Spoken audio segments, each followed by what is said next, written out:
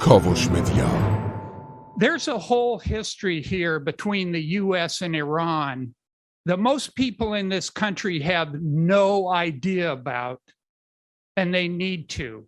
It's a history of domination and oppression by U.S. imperialism that's had a profound impact on events, on the lives of the Iranian people, and is shaping developments to this day.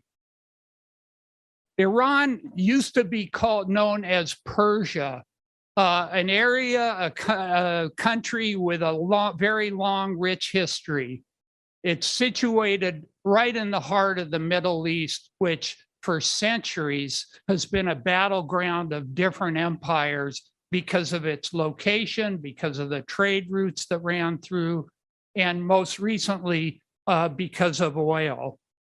For over 100 years now, Iran has been dominated by imperialism. The British were the first to get their claws into the country in the early 1900s. They took control of Iran's oil for a song. They exploited it for their own imperialist interests, not the interest of the nation of Iran or the Iranian people.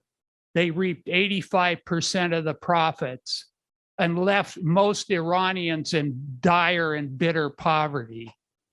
Following World War II in the late 1940s and early 1950s, a mass nationalist movement arose headed by then Prime Minister Mohammad Mossadegh, and it nationalized the Iranian oil industry, took control of it in order to use it to develop Iran's industry and so on and so forth.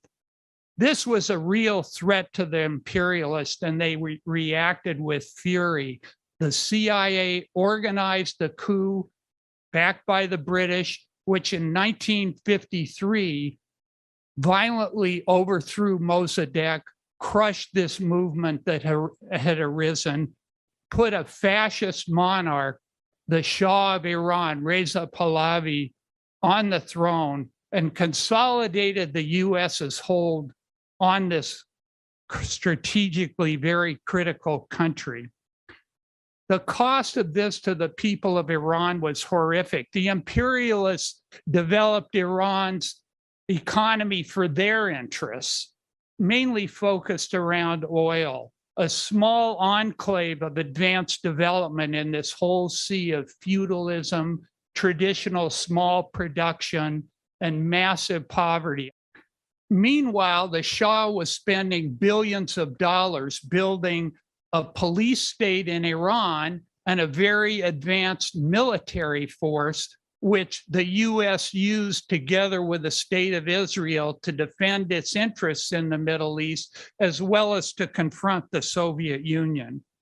During these 25 years the Shah reigned, thousands and thousands were jailed, tortured, murdered. When I was there, people told me stories of whole families being decimated by the hated secret police trained by the U.S., the Savak, or stories of parents being tortured in front of their children. Jimmy Carter invited the Shah to the Washington, D.C. in December and toasted him as an island of stability in this volatile region. Weeks later, protests began in Iran that snowballed into a torrent of revolution. They murdered thousands of people on Black Friday in September. This did not stop the revolution. It fueled the revolution. By December 1978, 10 million Iranians were in the street on one day, the protests of Ashura. That's equivalent to what, 80 million people in this country going out on one day? Since 1979, the United States and Iran have sharply clashed. The U.S.